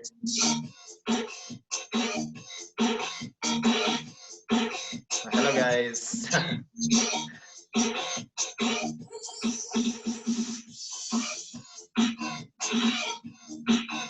All right. Thank you so much. Good night. Go Eric.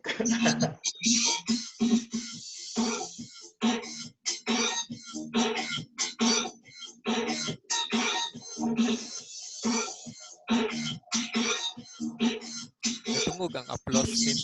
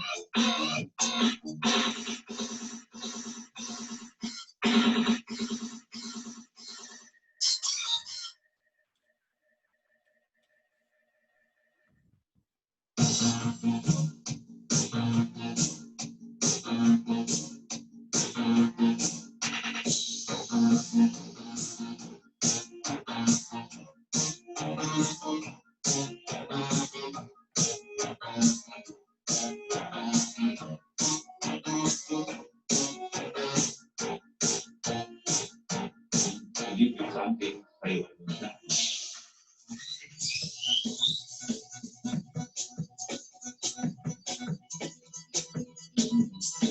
Give you something favorite.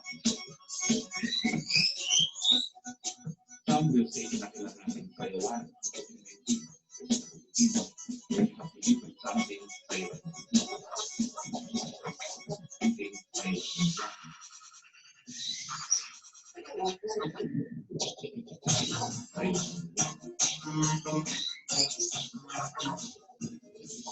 Something favorite. live with something ayaw nila.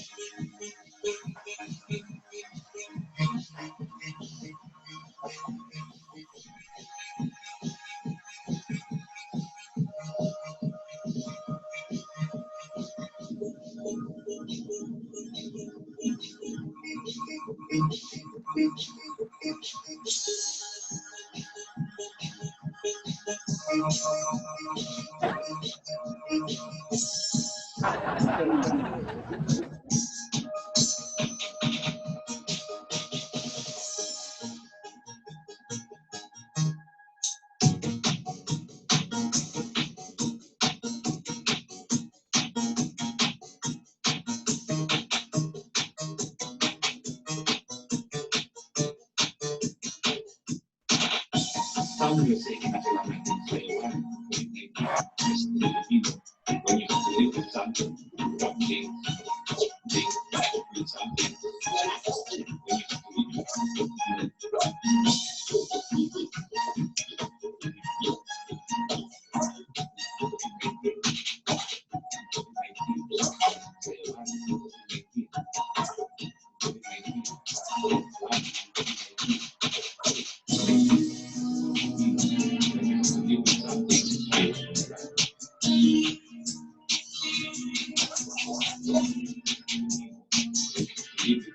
Sound music in a filament when you have to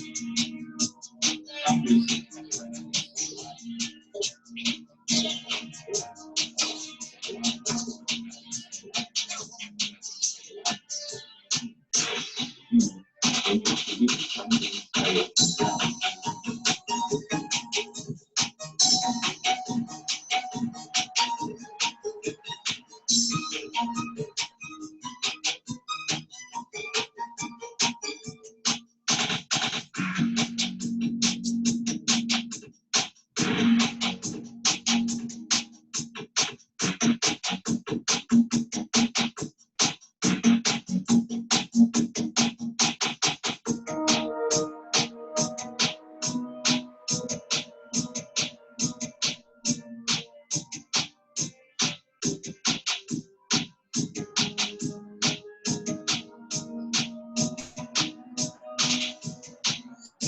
Style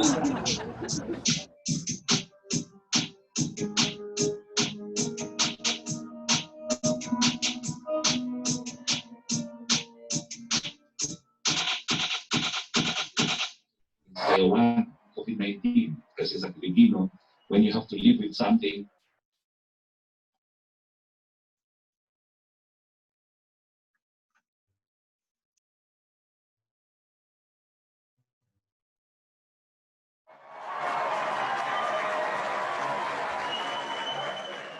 Madungog na Bugs, madungog na. Madungog na yung muhang kuan. Yung muhang clap. Anyway, daghang kayong salamat sa tanan who are still in the Zoom meeting. Good night, guys. See you again sa next na to nga episode. Bye. Bye.